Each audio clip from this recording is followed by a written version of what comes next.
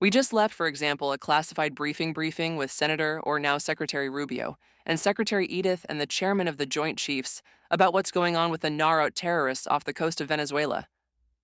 Trump's doing something. I mean, it's working. It's been highly effective. It's legal as was explained to us. The intelligence is exquisitely good. It's always been good, but we're acting on it. And for years, we've talked about a war on drugs. This is literally a war on drugs. Yeah, these people that we are killing. We're killing them before they can kill our kids. And it is working. Many of the countries in South and Central America becoming more cooperative. Mexico is becoming more cooperative. They're not where we want them. But I mean, it's working. All right, Senator John Kennedy, we had you on a couple weeks ago. Hmm? I'm pretty sure my audience likes you more than they like me, so I don't know how I feel about this. I I appreciate the sentiment, but I don't believe that. But thank you for saying it. I am glad to finally meet you in person. And same here, Dave. And chat a little bit before you get out of town. Are you going to get out of here on time? Or are they going to leave too many things untied so they keep you here? Well, this is our last week, of course, and I think we've got to do the National Defense Authorization Act. There could be a few surprises there. We've got some more confirmations. The big issue is the budget, and I don't know whether Thon's going to bring it to a vote on the floor or not. We've got one Republican holdout. What he's asking for is frankly something we can't do. Who's the holdout right now? I don't want to say we have a sort of common courtesy. Holes are supposed to be confidential. I was suddenly trying to break some. Let me just observe. Some people would rather be hated than ignored, and this person is kind of like that. He wants the attention of it. Gotcha.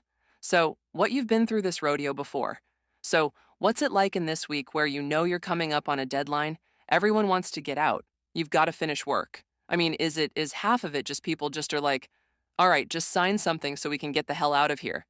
No, actually, deadlines help. I mean, you know what Congress is like? Oh, well, let me speak about the Senate because I've never served in the House. Sometimes, it in the Senate it can take days, weeks, months to get nothing done. I mean, it's just, but when we have a deadline and we know we have to do something, what's the old expression? The sight of the gallows concentrates the mind. People get focused and go, okay, I gotta make a decision here. I gotta stop dithering and pontificating and make a decision. And that's good or bad. Should we wait this long? No. If I were king for a day, I'm not, and I don't aspire to be. I I would do it differently, but that's just the way it works. What do you make of the general state of politics right now? Just the sort of, Trump, we got midterms coming in. From where I sit, I keep saying to everybody that's sitting in that chair today, I think Trump's just doing an absolute bang up job right now. It seems like maybe there's an optics problem or something. But what do you make of the general state of where things are at? Well, I don't. Good question, Dave. I don't think it's a news flash that our country is divided. But within the left and the right, I think you have a large group of people that predictably and accurately say, okay, we don't care what your politics are. Just do something. Because both sides and leadership on both sides has this propensity to talk and do nothing. President Trump, whether you agree with him or not, he's done a lot. Mm? I mean, we just left, for example, a classified briefing with Senator, now Secretary Rubio, and Secretary Head Seth, and the chairman of the Joint Chiefs about what's going on with the Narot terrorists off the coast of Venezuela. Trump's doing something. I mean, it's working. It's been highly effective. It's legal, as was explained to us. The intelligence is exquisitely good. It's always been good, but we're acting on it. And for years, we've talked about a war on drugs. This is literally a war on drugs. Yeah, these people that we are killing. We're killing them before they can kill our kids, and it is working. Many of the countries in South and Central America are becoming more cooperative. Mexico is becoming more cooperative. They're not where we want them, but I mean it's working. So did you see this? What is, at least as I understand, it's still classified video of the double tap, and I'm completely with you on this. I think a war goes two ways. We've been getting hit with the bad side of getting our kids killed with drugs and not doing anything. So, I'm completely on board this. Um, but there was all this kerfuffle about a second strike and a double tap and all that. Have you seen all that now? And do you feel confident around everything they did and all that kind of. Well, there is a very carefully defined set of rules in our military, unlike in some other countries. When you take prisoners of war, when you help survivors, when you don't. And let me just say, based on what I've seen, our military did it by the book. They did it by the book. Now, we have some people in Congress, in the Senate, mostly Democrats, some Republicans, who want to nitpick this. They want to nitpick it, they want to poke holes in it. But you can't. And that's their right. I mean, some people are just wrong on every issue. It's like it's a gift, but they have the right to their opinion. Well, usually because they just take the opposite of what Trump's doing. Exactly. Exactly.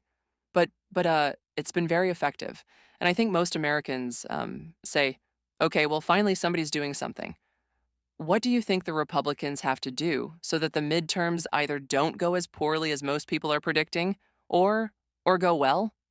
I think we've got to address the cost of living issue.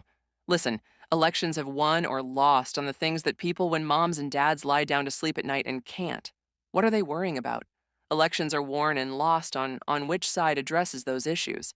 And there's no question that cost of living is one of those. Now, the president and Congress, and frankly the Federal Reserve, have done a pretty good job on inflation. Inflation was 9%. Inflation, it didn't originate in a bat. It was man-made. And that man's name was Joe Biden. Yeah, we've gotten it down. President Trump and the Republicans in Congress and the Federal Reserve have gotten it down to 3%. But what does that mean? That means that prices, they're still going up, not as quickly as they were, but they're still going up 3%. And we've got to address that. There's only so much the president can do. Congress has got to do its job. Here's what I have urged. Urged is probably the wrong word. I'm being polite. Senator Thune to do. I have hit Senator Thune with everything but a chair. I've been chasing him like he stole Christmas.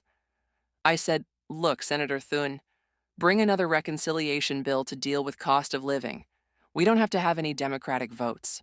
We would welcome them, but we can do it with all Republican votes, just like we did the one big beautiful bill. We've got legislation already on to lower the cost of housing. We've got over 200 tax changes we can make to stimulate the economy and increase wages. We can address the health care issue, the fiasco of Obamacare. We can talk about PBMs. Now we have to do that within the confines of the Budget Control Act.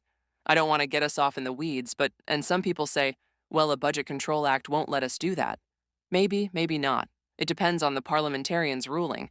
But the last time we passed meaningful legislation, was one big beautiful bill, and when it takes effect this year, it's going to help. But the American people want us to see us do more.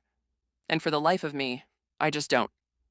Senator Lathone is my friend, but I do not understand why he would not bring a bill and let us put together a bill.